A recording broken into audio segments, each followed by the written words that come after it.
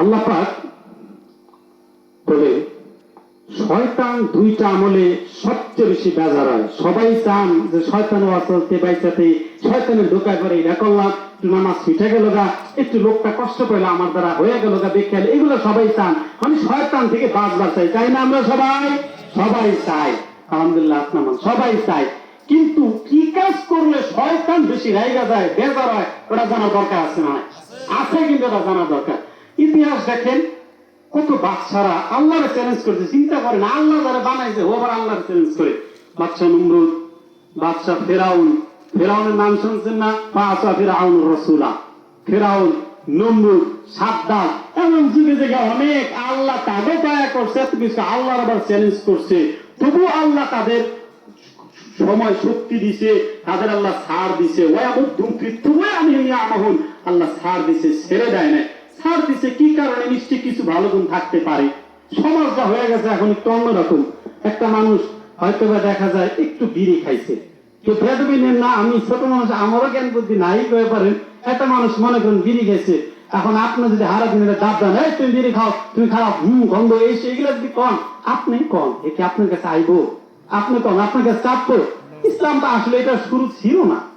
আল্লাহ নবী সাল্লাল্লাহু আলাইহি ওয়াসাল্লামের ইতিহাস দেখেন, খালি ইসলাম, শরীয়ত, তরিকত, হাকিকত, মারেফত, জানা, মানা, বোঝা, ইত্তেবা, আত্মশুদ্ধি সবকিছু মিলেই হলো ইসলাম। ইসলামটা তো আমরা যারা মাদ্রাসায় পড়ালেখা করছি, আমরা মানুষকে ইসলাম একদিক নিয়ে দৌড় দিচ্ছি, যেটা কি শরীয়ত ছাড়া ইসলাম নাই। আবার যারা মাদ্রাসা লাইনে পড়ে না, একটু পিরালি লাইনে আছে অনেক গ্রাম অঞ্চলে, পীর ফকির লাইনে, ওনারা আবার হয়তো বা কেউ কেউ দেখা যায় একটু মারেফতি বেশি চলে, শরীয়ত একটু কম কম কয়। আবার যারা তাবলীগ করে, ওনারা অনেক সময়, সবাই না, দুই একজন হাতে পথে দেখা যায় যে ওনারা ওই লাইনটারে মনে করে আমরাই শুধু ইসলাম করি, মানুষের দাওয়াত দেই, আসেন ভাই বসেন, ইসলামের কথা হবে, দিনের কথা হবে, ওরাই ঠিক। এরকম যে যে লাইনে আছে, উনি মনে করেন যে আমি যে লাইনে আছি তাই, আমি মনে করি যে আমারটাই ঠিক। কথা ঠিক আছে না? এমনি করে বাংলাদেশটা কিন্তু গেল। যে যতটুকু ইসলাম, ইসলামটা তো আসলে ছোট্ট না। ইসলামটা একটা মাছের মতো। কেমন মাছের মতো?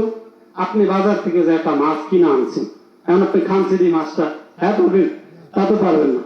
মাছটা আপনার আগে আইস ফালান লাগবে, আইসটা ফালান লাগবে, এবার খাই পারবেন? পারবেন না। আগুনে তাপ দিলেন, এখন খাইবেন? তাও তো খাইবেন না। মাছটা রাঁধতে গেলে পেঁয়াজ, মরিচ, নুন, হলুদ যা লাগে সবকিছু দিবেন না? আপনি যদি কম, আমি কোটি টাকা দিয়ে মাছ কিনছি, মাছের দাম আমার 1200 টাকা, 1200 টাকা দিয়ে মাছ কিনছে, মাছ কিনতে আমি নুন দিন কে? নুনের দাম তো 10 টাকা, নুন দিন না। এবার খানছি দিয়ে মাছটা আনতে লাগবে, স্বাদ পাইবেন না। তার মানে সবকিছু দরকার আছে যখন যেটা। কথা ঠিক আছে না? ইসলামটা আসলে তাই। ইসলামটা শুধু শরীয়ত না, শুধু মারেফত না, শুধু তরিকত, হাকিকত, শুধু এগুলো না। একটা মানুষ কিভাবে মানুষ হবে, মানুষ হওয়ার হলো ইসলামের মূল কথা। যেরকম মানুষ হওয়ার হলো ইসলামের মূল। কোরআন শরীফের সার কথা কি, একদম ফাইনাল কথা কি? কোরআন শরীফ আল্লাহ পাক একটা মানুষের উপর নাজিল করছেন। কোরআন শরীফের সর্বশেষ সূরার নাম কি? সূরা নাস। সবাই জানেন, কুল আউযু বিরাব্বিন নাস। সূরা নাস মানে মানুষ। মানুষ নামে একটা সূরাই আল্লাহ পাক নাজিল করতে সর্বশেষ। কোরআনের সার কথা হলো মানুষ হওয়া। এটা থেকে আমরা অনেক দূরে চলে গেছি। একটা মানুষ ঘাটে পথে একটু ভুল হয়ে গেছে, হয়তো একটু অন্য লাইনে একটু বেকা তারা বা একটু হয়েছে, ওনারা একটু ধাক্কা দেখি না করা, খারাপ না করা, ভালোবাসা যে কাছে আনেন, কইতে কইতে বুঝাইতে বুঝাইতে ভালোবাসা দিতে যদি পরিবর্তন হইতে পারে। কথা ঠিক আছে নাকি? আর তারপরে একটু দাবদানি হয়ে গেল গা।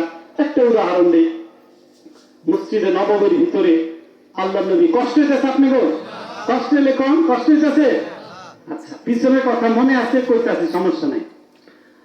আল্লাহ নবী সাল্লাল্লাহু আলাইহি সাল্লাম বসে রয়েছেন মসজিদে নববীর ভিতরে, সাহাবায়ে কেরাম বসে রয়েছেন, বয়ান করতেছেন, কথা বলতেছেন। আল্লাহ নবী সাল্লাল্লাহু আলাইহি সাল্লাম, একজন কাফের আসলো, আয়েশা মসজিদে নববীর মতো জায়গায় দাঁড়ায় সে পেশাব করছে, দাঁড়ায় মসজিদের ভিতরে পেশাব করছে। ওমর রাদিয়াল্লাহু আনহু তো খুব রাগী সাহাবা ছিলেন, খুব সস্তা, খুব হিটের।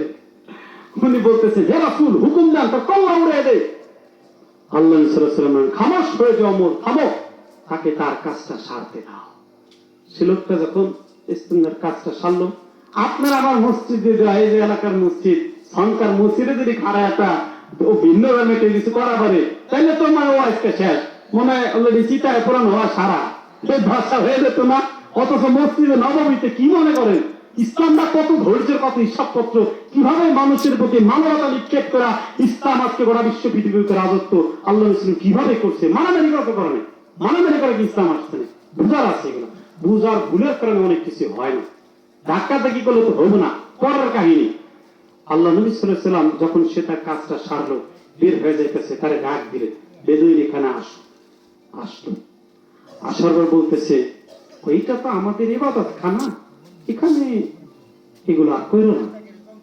ঠিক আছে, চলে গেল। বাড়িতেও যাইতে পারে না, যাওয়ার রাস্তায় তার মনের ভিতরে আল্লাহর প্রদত্ত ঈমান আসছে যে সে চাইলে আমার এখানে শিরচ্ছেদ করতে পারতো, আমার দুখণ্ড টুকরা করে ফেলতে পারতো। তাদের ধর্মীয় ইবাদতগারের মধ্যে আমি ইস্তেঞ্জা করছি, পেশাব করছি, তারা কতগুলো মানুষ তার দলবল ছিল, সে তা তো করে নাই। মানে ভালোবাসাতে সে বুঝে বলছে, নিঃসন্দেহে রাসূল, নিঃসন্দেহে একজন মহৎ ব্যক্তি, একজন মানব, যেরকম সুবহানাল্লাহ। লোকটা ঘুরে আসছে, আয়সা বলতেছে, আমার ভুল হয়ে গেছে, আমার মাফ করে দেন, আমার আপনি মুসলমান বানায় নেন।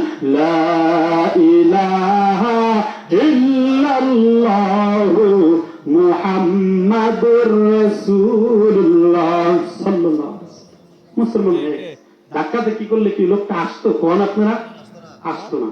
কত বড় একটা কাজ করছে আপনি দেখেন, মুসলিম নবমীর মধ্যে যারা পেশাব করছে, তবুও রাসূল তারে ছাড় দিয়া ভালোবাসা কাছে আনছে, ভালোবাসার অস্ত্র নিক্ষেপ করছে, এমনি সব হিসাব মিশা গেছে। কাজেই একটা মানুষ একটু ভুল করে থাকতে পারে, তারা দাওয়াত দেন, ভালোবাসেন। আপনি তো ভালো, আপনি যদি খারাপ পর আপনি আমি কালে খারাপ, তার মানে আমি আপনার ফেরেশতা হয়ে গেছি, ফেরেশতা মাইছে দাওয়াত। কাজে কারো ছোট বলার কিছু নাই। ছোট বলে মানিকগঞ্জের হুজুর কেবলা বলেন, ছোট বলে কাউকে করিও না হিল, ছোট ছোট বড়শিতে ধরে বড় বড় মিন, মিন মানে মাছ। ছোট বলে কাউকে করিও না হিল, মানে তুচ্ছ করে না কাউরে, ছোট ছোট বড়শিতে ধরে বড় বড় মিন। ছোট্ট একটা বড়শি মিলে তো বড় বড় মাছ ধরে। ছোট্ট একটি চোখের তারায় কত ধরা পড়ে, আরো কিছু যাইতো ধরা, ব্যক্তি যদি লক্ষ্য করে। ছোট্ট একটা চোখের তারাই তো কত কিছু ধরে। সে যে কথায় ছিলাম, আল্লাহ পাক বাদশা পাঠাইছে যুগে যুগে, বাদশাদেরকে অনেক ধন দৌলত আল্লাহ পাক ক্ষমতা দিছে, কোন একটা কারণে তো দিছে, খালি ধাক্কা পাই অমুক মানুষ খারাপ, অমুকে কাফের, অমুকে শিরিক বেদাত, এই সে, হ্যাঁ ভালো মার্কে যাইস না, খারাপ, এই এত কোয়ার দরকে গেছে। উনার ভিতরে যে ভালো গুণটা আছে, ভালোটা নেন। যার গীবত করা যায় তার গীবত কইরেন না। হয়তোবা আপনার অলক্ষ্যে 1 সেকেন্ড আগে, 1 মিনিট আগে লোকটা তওবা করা আল্লাহর ওলির লফজের নাম, তার নামটা উঠে যেতে পারে, যেরকম সুবহানাল্লাহ। এজন্য কাউকে এত খারাপ বলার সুযোগ তো নাই। মুসা আলাইহিস সালাম আল্লাহ পাক একদিন বলতেছেন, মুসা তুমি কি একজন জাহান্নামী মানুষ দেখবা? আপনার তো জানেন মুসা আলাইহিস সালামের সাথে আল্লাহ পাক ডাইরেক্ট কথা বলতেন, ফাকাল্লামাল্লাহু মুসা তাকলিমা। তো বলতেছেন আল্লাহ দেখান তাইলে। কয় রাস্তার মোড়ে খাড়ায়ও যে লোকটা প্রথম আসবো, আল্লাহ কইতাছে যে লোকটা প্রথম আসবো উনি জাহান্নামী, চিনারে হোক। ঠিক আছে আল্লাহ। রাস্তার মোড়ে দাঁড়াইছে মুসা আলাইহিস সালাম, একটা লোক আসলেন, উনি যে রাখেন চিনা রাখেন লোকটা জাহান্নামী। পরে আল্লাহ বলছেন, মুসা একজন জাহান্নামী লোক তো চিনলা, দেখলা, একজন জান্নাতি লোক দেখবা না? আল্লাহ দেখাইলে তো দেখুন। পরের দিন কালকে আবার একই জায়গায় দাঁড়াবো, যে লোকটা প্রথম আসবো উনি জান্নাতি। আল্লাহ ঠিক আছে দাঁড়ান। পরের দিন একই সময় একই জায়গায় দাঁড়াইলো, দেখলো ওই গল্পকারের লোকটাই আসছে। আল্লাহ সুবহানাল্লাহ। এখন মুসা আলাইহিস সালাম তো কেমন উনি ঘাবড়ে গেছে গা, গল্পকারের লোকটা দেখলাম জাহান্নামী, আজকে আবার আল্লাহ পাকে একই লোকটা দেখাইতেছে। তখন উনি আল্লাহ পাকে জিজ্ঞেস করেন, আল্লাহ এটা কেমনে হইল? একই লোক জাহান্নামী, একই লোক জাহান্নামী। মুসা আমি আল্লাহ গীবতকারীদের মধ্যে নাই, এই লোকটা যে জান্নাতি হবে এজন্য আগে নিয়ে তোমার দেখাইছি। সে জাহান্নামী ছিল, রাতের অহরণ স্তব্ধতার মধ্যে সে আমার কাছে মাফ চাইছে, তার জীবনের সমস্ত গুনাহ আমি আল্লাহ মাফ করে দিছি, পরের দিন সে জান্নাতি হয়ে গেছে। সুবহানাল্লাহ। কাজে আল্লাহ পাক কখন কারে মাফ করে দেয় বলা তো যায় না, আশা ছাড়া যাব না। লা তাকুনাতু মির রাহমাতিল্লাহ, আমি আল্লাহর রহমত থেকে নিরাশ হওয়া যাবে না। তারা নিরাশ হয়ে যায়। ইল্লা দাল্লুন, যারা পথভ্রষ্ট তারাই শুধু নিরাশ হয়। নিরাশ হওয়া যাবে না। এত কষ্ট, এত দুঃখ, টাকা হইল না, এইটা পাইলাম না, ওইটা যদি হইতো আর একটু ভালো হইতো। ধৈর্য ধরো, তাওয়াক্কাল আলাল্লাহ, আল্লাহর উপর তাওয়াক্কুল করো। তোমাকে যে আল্লাহ বানাইছে তিনি তোমার রিজিকের ব্যবস্থা করে দিবে। যে আল্লাহ তোমারে বানাইছে তোমার চলার গতিবিধি সব কিছু আল্লাহ করবে। তুমি শুধু নিজে আল্লাহর জন্য হয়ে যাও। আল্লাহর উপর তাওয়াক্কুল করো, ভরসা করো। ওই দরবেশের মতো এক দরবেশ মসজিদে গেল, ভাবলো যে আল্লাহর উপর তাওয়াক্কুল করলে নাকি আল্লাহ খাওয়ায়। আজকে মসজিদে আমি গেলাম, আমি কোনো কাজ করব না, দেখি আল্লাহ কেমনি খাওয়ায়। ওই দরবেশ ভাবলো যে আল্লাহর উপর তাওয়াক্কুল করলে আল্লাহ খাওয়ায়, আমি মসজিদে যান কোনো কাম করব না, দেখি আল্লাহ কেমনি খাওয়ায়। সবাই খেয়াল করছেন? কিছু মানুষ থাকে তেমন এলাকায় আছে। উনি মসজিদে যায় জিকির শুরু করছে, করতে করতে 4 দিন যায়, 5 দিন যায়, 7 দিন যায়, দরবেশ কিছুই খায় না। খিদায় পেট পিঠের সাথে এক হয়ে গেছে। আর কত জিকিরের বাইরে না, সুবহানাল্লাহ আওয়াজ হয়ে গেছে, মানে আওয়াজ মারা হয়ে গেছে, আর হয় না। এবার মনের কষ্ট, এতদিন অপেক্ষা করলাম, কোন তো খাওন পাইলাম না, জায়গা মসজিদকে। দরবেশ মসজিদকে বাইরে গেছে। এমন সময় মসজিদের সামনে ছিল একটা কুনো ব্যাং। ব্যাং ছিলেন না সবাই? ব্যাং ব্যাং। তখন ব্যাং আল্লাহর কাছে আরজ করছে, আল্লাহ আমার জবানটা খুলে দাও, এই ভণ্ড দরবেশ আমি দুইটা কথা বলবো। আল্লাহ পাক ব্যাঙের জবান খুলে দিচ্ছে। ব্যাং বলতেছে, দরবেশ, ভণ্ড দরবেশ, মাত্র 7 দিন তুমি তোমার আল্লাহ পাক কোনো খাবার পাঠাই নাই, তাই তুমি আল্লাহর জিকির বাদ দিয়ে তুমি চলে যাইতেছো। আমি ব্যাং 1 মাস ধরে আমি কোনো খাবার পাইতেছি না, আমি তো আল্লাহর জিকির ছাড়ি নাই, আমি তো আল্লাহর প্রতি ঠিকই বিশ্বাস করলে এখনো তো আমি আশা ছাড়ি নাই, আশায় রয়েছি। দরবেশের জ্ঞান ফিরে গেছে, আবার মসজিদে ঢুকছে যে আমি এবার মরণ পর্যন্ত আল্লাহর করুন না, নিজের আল্লাহর উপর আত্ম করে দিছি। যে হালে রাখে রেখেছো খোদা, হাজারো শুকরিয়া। তুমি যা করো আলহামদুলিল্লাহ আমার ভালোর জন্য, আমার বুঝতে ভুল হয়ে যায়। ঢুকছে মসজিদে, এবার জিকির ধ্যান খেল শুরু করে দিছে। ওই পাইটা যাইতেছিল, সাগর পাশে ছিল, সাগরে এক সওদাগর যাইতেছিল, তার জাহাজটা নিয়ে বিশাল ঝড় উঠছে, সব মরে গেছে গা। উনি বাইচা আছে, ওনার কিছু ফল ফল। উনি নিয়ত করছে যদি কোনো মসজিদের কাছে যায় আমার এটা হিরে, যারে প্রথম পাম তারে সব দিয়ে দেব। আল্লাহর কি কাম, ঝড় থাইমে গেছে। এই মান্যতের পরে ওনার জাহাজ সহ ওই মসজিদের কাছে ভিড়েছে।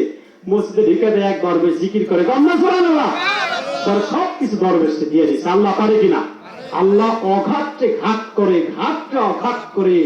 আল্লাহ পাক গরিবরে ধনী করতে সময় লাগে না, ধনীকেও গরিব করতে সময় তার লাগে না।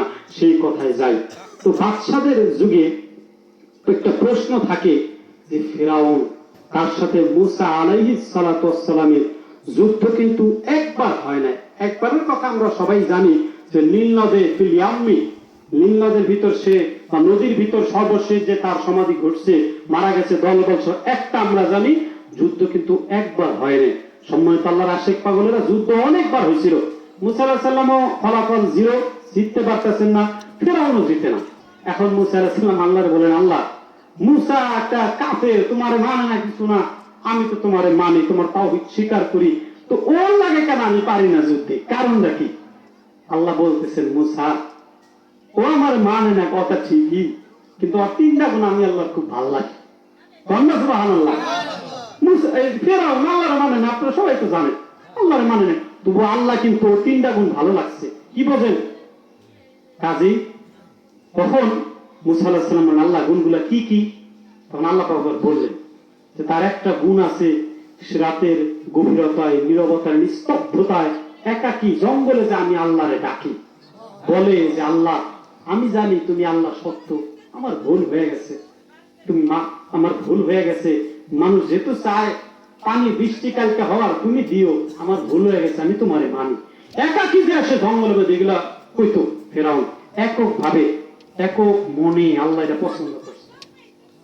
তারপরে আরেকটা গুণ ছিল, সে তার মারে গোসল করানো, খাওয়ানো, মার খেদমত নিজের হাতে করতো। বাদশাহ হয়েও তার দাস দাসীর অভাব ছিল না, কিন্তু কোন দাস দাসী না করে নিজে মার খেদমত করত ফেরাউন নিজে। কথা খেয়াল করছেন?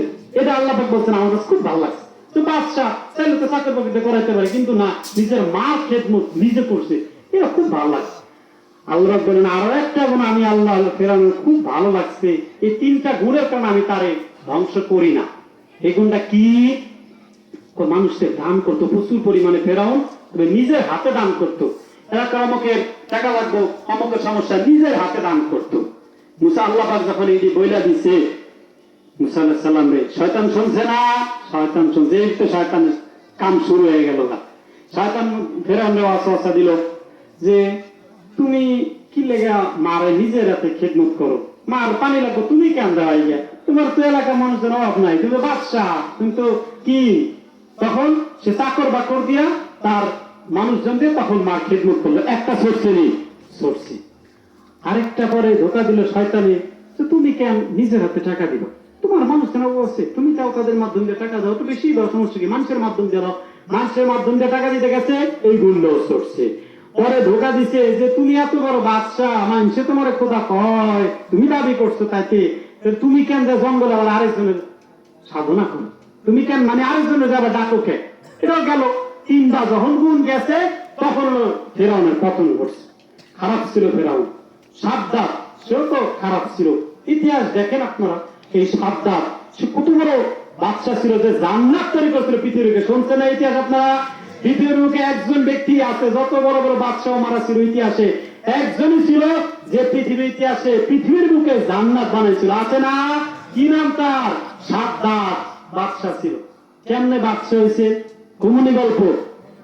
এই সাদ্দাত আজরাইল আলাইহিস সালাম 2জন ব্যক্তিরে জান কবজ করতে যায় কাইন্দা দিছিল, এটা জানেন?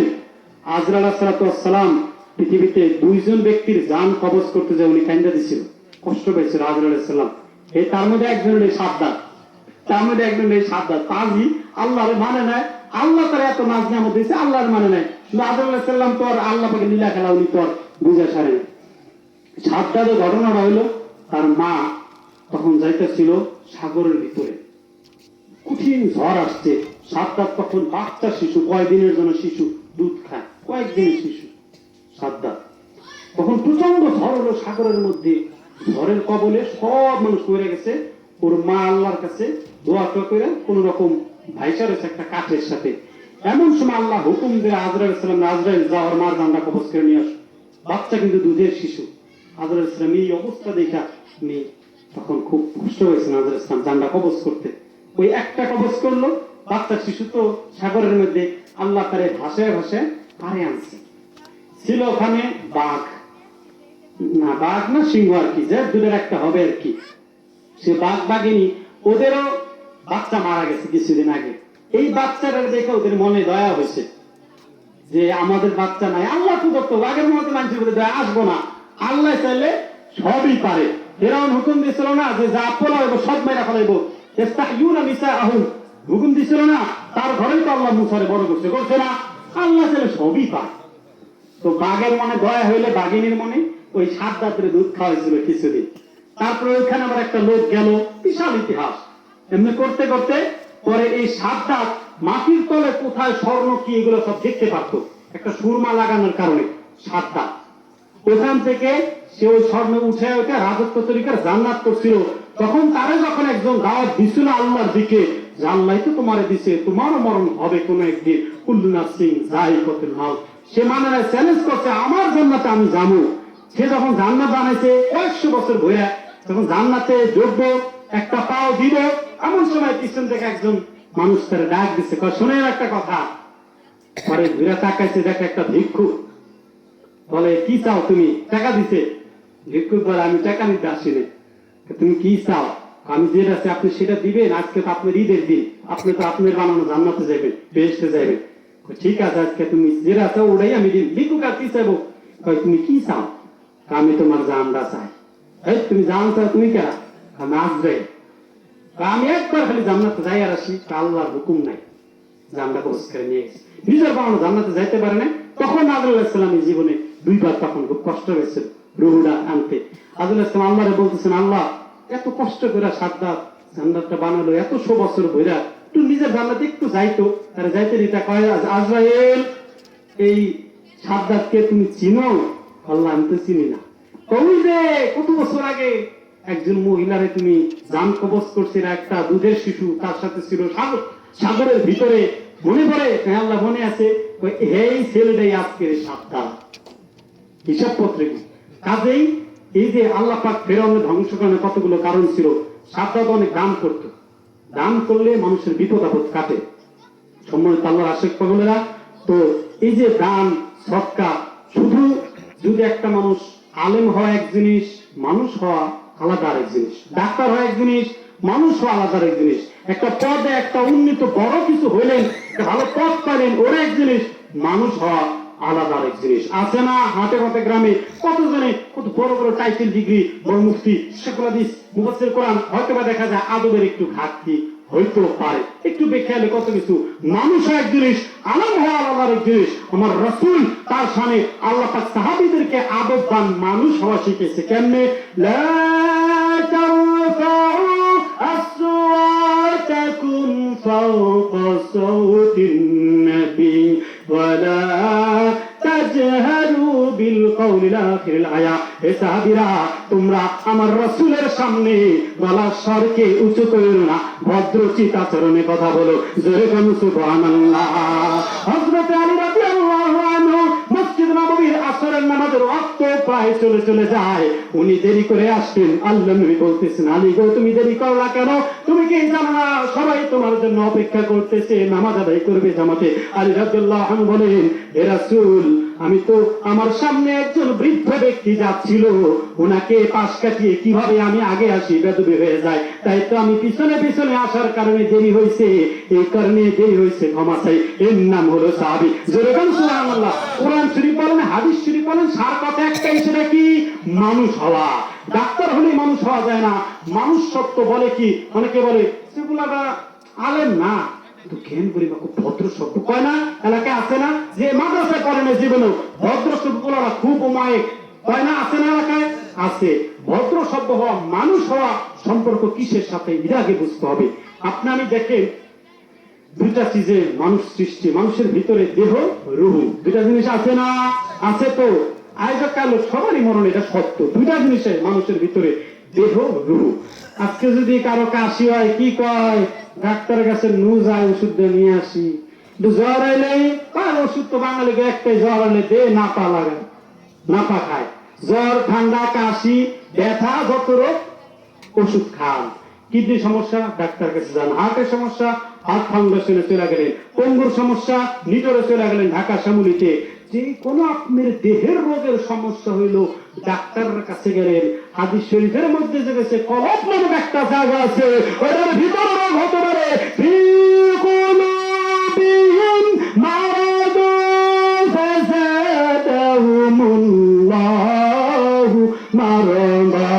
মানুষের ভিতরে কলব নামক একটা জায়গা আছে, সে কলবের ভিতরে রোগে বাসা বাঁধে। যদি তারা চিকিৎসা না করে, তাদের রোগ বেড়ে যায়। রোগের ওই রোগের চিকিৎসা, কলবের চিকিৎসা কোন ডাক্তারের কাছে করেছেন? কথা ঠিক কিনা বন্ধুরা? দেহের চিকিৎসার জন্য ডাক্তারের কাছে যায়। শঙ্কা বাজার আছে, কলয়া বাজার আছে, কত জায়গার যেখানে ভালো ডাক্তার আছে। ঢাকা নাকি ইন্ডিয়া নাকি ভালো ডাক্তার চিকিৎসার জন্য যায়, ওপেন হার্ট সার্জারির জন্য। তাহলে ভিতরে যে আরেকটা জিনিস আল্লাহ নবী সাল্লাল্লাহু আলাইহি হাদিস শরীফের মধ্যে বলেন, আলা ইন্না ফিল জাসাদি লামুযগা ইযা সালুহাত সালুহাল জাসাদু কুল্লু ওয়া ইযা ফাসাদাত ফাসাদাল জাসাদু কুল্লু আলা ওয়া হিয়াল কলব। মানুষের ভিতরে এমন একটা গোস্ত খণ্ড রয়েছে, যেটা পরিষ্কার হইলে পুরো দেহটাই ভালো হয়ে জায়গা। যেটা যদি ভালো না হতে পারে, নাপাক থাকে, অপবিত্র, অপরিষ্কার, ভালো না থাকে, পুরো দেহটাই তার অপরিষ্কার থেকে যায়। গোস্ত খণ্ডের নাম কি? কলব। আলা ওয়া হিয়াল কলব। কলব পরিষ্কারের জন্য আমরা কি করছি? কথা ঠিক কিনা বন্ধুরা? কলব পরিষ্কারের লক্ষণ কি? যদি কারো ভিতরটা ভালো থাকে, ওই লোকের বাহিরটাও ভালো। ভিতরের মানুষের মাথায় টুপি উঠলে বাহিরের মানুষটা বলবে মাথায় টুপি দাবে। ভিতরের মানুষ নামাজি হইলে বাহিরের মানুষ নামাজি। ভিতরের মানুষ যদি মক্খর থেকে শুরু করে, ভিতরের মানুষ যদি খুন খারাপি করে, বাহিরের মানুষটার মধ্যে তাই দেখা যায় বন্ধুরা। ঠিক কিনা যেরকম? তাই তো মানিকগঞ্জের হুজুর বলছিলেন, মানুষের মাঝে আছে রে মানুষ, এবার খুঁজে দেখ না তাই। দেশে আজান নিরালাতে বোঝা যাবে না তা, যাতে তাতে আপনি মানুষ আব্দুর রহিম, আপনার ভিতরে আর আব্দুর রহিম আছে। কয় না আব্দুর রহিম মারা গেল, একটু জ্ঞান খাটান, ওই বুদ্ধিমানেরা একটু দেখেন আব্দুর রহিম মুর্শিদি মরার 1 মিনিট আগেও তো চোখ, কান, নাক, গলা, হার্ট, লাংস, কিডনি যা ছিল মরতে 1 মিনিট হয়েছে। আছে কিনা সব বলেন? আছে না? আছে। তো মরছে কি কি বললো তাহলে? ভিতরে একটা রূহ ছিল আল্লাহ প্রদত্ত। রূহটা আল্লাহ পাকের হুকুমে আসে যায়। ইয়াসআলুনাকা আনির রূহ কুল রূহু মিন আমরি রাব্বি।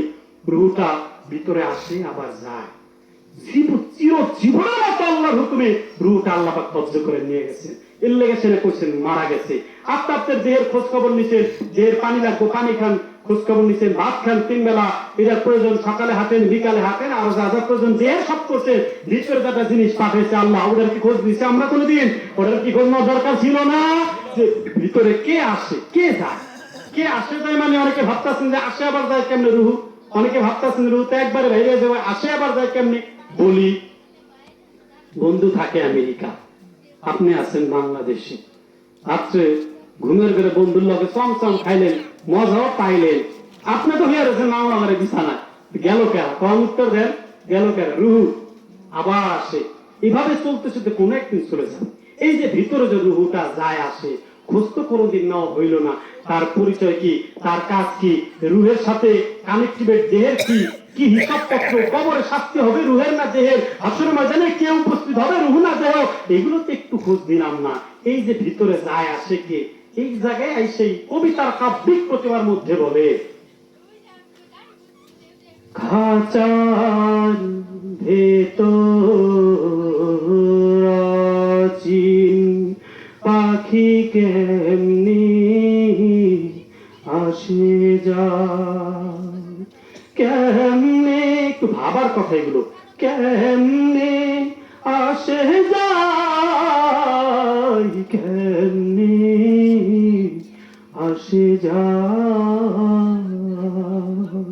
খাঁচার ভিতর অচিন পাখি কেমনে আসে যায়। ভিতরে একটা খাঁচা মহান মাবুদের পক্ষ থেকে আল্লাহ পাক দিছে, মানুষ মানে একটা খাঁচা, ভিতরে একটা অচিন পাখি, মানে চিনলাম না তো তারে, চেনা চিনো চিনলেও অচেনা রে।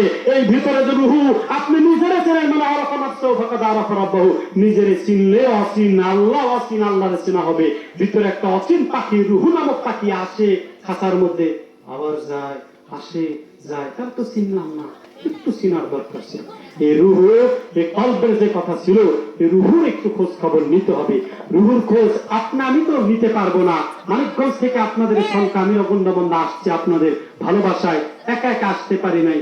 আমি তো রাস্তা চিনি না, একজন গাইড দেন আমার চিনে নিয়েছে, কথা ঠিক আছে না? আমি আজকে প্রথম আসছি এখানে, আমি তো রাস্তা চিনি না।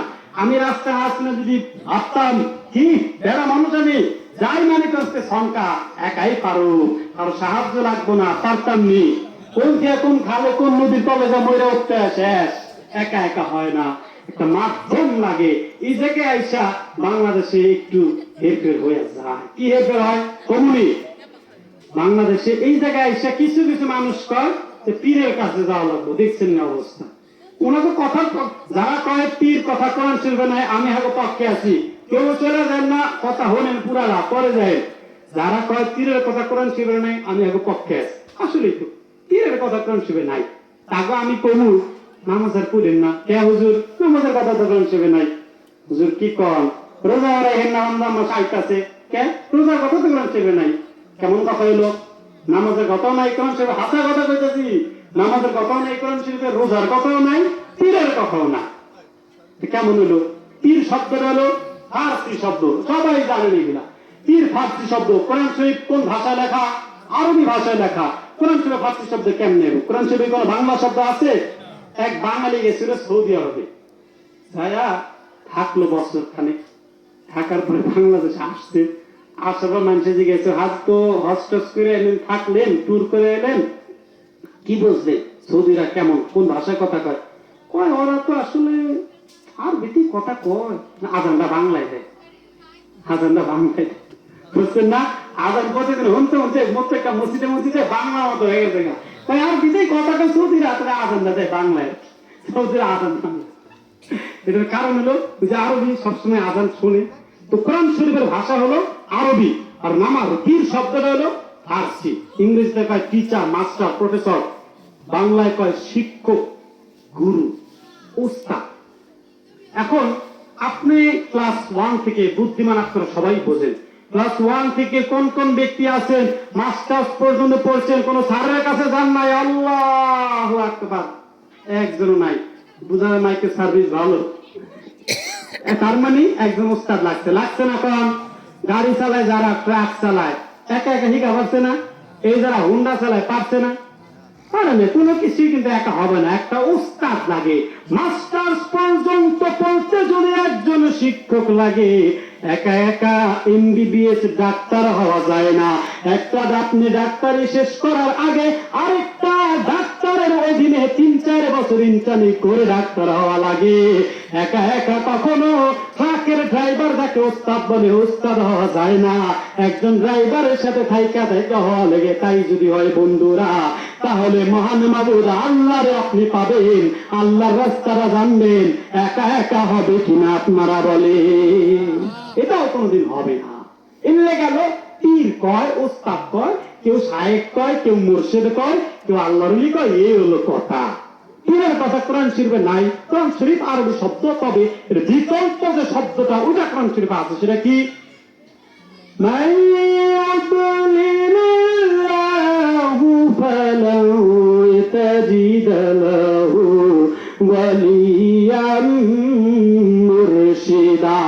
আমি আল্লাহ যাকে কত ভ্রষ্ট করে ফেলেছি, যার জীবনে হেদায়েতের আশার নেই, তার ভাগ্যে কোন অলি মুর্শিদে জোটে না। হিসাব পত্র বুঝতে হবে বন্ধুরা। আপনাদের খেলবো যে আমার আরো কোরআন শরীফে পীরের কথা নাই, অলির কথা আছে, মুর্শিদের কথা আছে। আরবিতে মুর্শিদ অলি বলে। কোরআন শরীফে নামাজের কথা নাই, যেমন ভাবে রোজার কথা নাই। আছে সালাত, আকিমুস সালাতা লিদুলুকিশ শামস, আছে রোজা নাই, আছে সিয়াম, কুতিবা আলাইকুমুস সিয়াম। যেখানে যে ভাষা প্রয়োগের ব্যাপার, এই যে পীরের কথা আসছে, পীর আসলে একজন মানুষ। এমন না পীরের হাত পা 4টা, ওনার হাত হলো 4টা, চোখ হলো 10টা। বিষয়টা কেমন? এমন তো না। তবে হাতে পথে পীরে পীরে পার্থক্য আছে, মানুষে মানুষে পার্থক্য আছে। আপনি একজন মানুষ, উনি একজন মানুষ। ওই যে একজন হুজুর বসে রয়েছেন, অন্য একজন মানুষ। সবাই আপনারা সম্মানিত ওলামায়ে কেরাম আছেন এখানে, বড় বড় সবাই মানুষ। মানুষে মানুষে পার্থক্য আছে কিনা? আছে। আপনারা বলেন আছে না পার্থক্য? যিনি ডাক্তার, আপনারা পাশাপাশি বসেন, পার্থক্য কিছু করেন দেখি, প্রমাণ করতে পারবেন? ডাক্তার হাত 3টা, আপনি কইতে পারবেন? ডাক্তারের অন্তর 4টা, আপনি কইতে পারবেন? ডাক্তারের চোখাটা বেশি, কইতে পারবেন? পারবেন না। একই তো, পার্থক্য কি?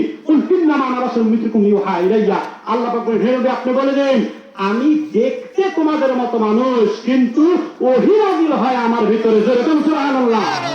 কাজেই যিনি একজন যুগে পীর হবেন তথা হকেন একজন আল্লাহর ওলি হবেন। কেন আল্লাহর ওলি দরকার বলি একটা একটা করে। কেন এই যে পীরের কথা, উস্তাদ মুর্শিদের কথা বলি আমরা, পীর না কম মুর্শিদই কম। এই যে মুর্শিদ দেখতে আপনার মতোই মানুষ, হাত পা চোখ নাক কান গলা একই রকম থাকবে, না ভিতরটা আপনার আমার মতো সাধারণ না, আল্লাহর কাছে কবুল অসাধারণ ব্যক্তি। যেরকম সুবহানাল্লাহ। ইত্তাকু ফিরাসাতাল মুমিন ফাইন্নাহু ইয়াসরু বিনুরিল্লাহ। আপনার তিরমিজি শরীফের হাদিস শরীফ খুলে দেখেন, হাদিস শরীফের মধ্যে আছে তোমরা ইত্তাকু ফিরাসাতাল মুমিন, মুমিন ব্যক্তির ফিরাসাত অন্তর্দৃষ্টিকে তোমরা ভয় করো। একজন মুমিন ব্যক্তি আল্লাহর নূর দ্বারা দেখতে পায়। জোরে কেন সুবহানাল্লাহ।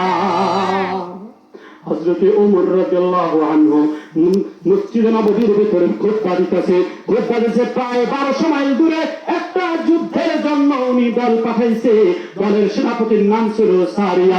ওমর রাদিয়াল্লাহু আনহু প্রায় 1500 মাইল দূরে। ওই যুগে মোবাইল ছিল না, ওই যুগে ভিডিও মিডিয়া গুলো ছিল না। উনি মিম্বরে দাঁড়িয়ে 1500 মাইল দূরে ওনার অন্তরে চোখ খুলে রেখে বলছিলেন, হে সারিয়া, শত্রুরা আসতেছে, পাহাড়ের পিছন থেকে তুমি সরে যাও। জোরে বলো সুবহানাল্লাহ। হাদিস শরীফ খুলে দেখেন ওমর রাদিয়াল্লাহু আনহু এটা কিভাবে দেখলো। এটা হলো ফেরাসতের চক্ষু, যা সবার থাকে না। আল্লাহর ওলিদের যুগে যুগে ধরে তাদের ভিতরে আধ্যাত্মিকতার ফলে, সাধনার বলে আল্লাহ প্রদত্ত এমন একটা ক্ষমতা তৈরি হয়, গায়েব জানে না, ফেরাসত অন্তর্দৃষ্টি আল্লাহ দান করে। গায়েব জানে না, গায়েব তো আল্লাহ জানে। ওই দৃষ্টি আপনার আমার মতো না। এই পর্দার পাশে কি আছে দেখি না, এক গ্রামের পরের কি গ্রামে কি আছে দেখি না, এই ঘরের ভিতরে কি আছে পর্দা করলে আর দেখা যায় না। একজন আল্লাহর ওলি আল্লাহর শক্তিতে তার ফেরাসাতে ওই পারে দেখতে পায়। জোরে কান সুবহানাল্লাহ।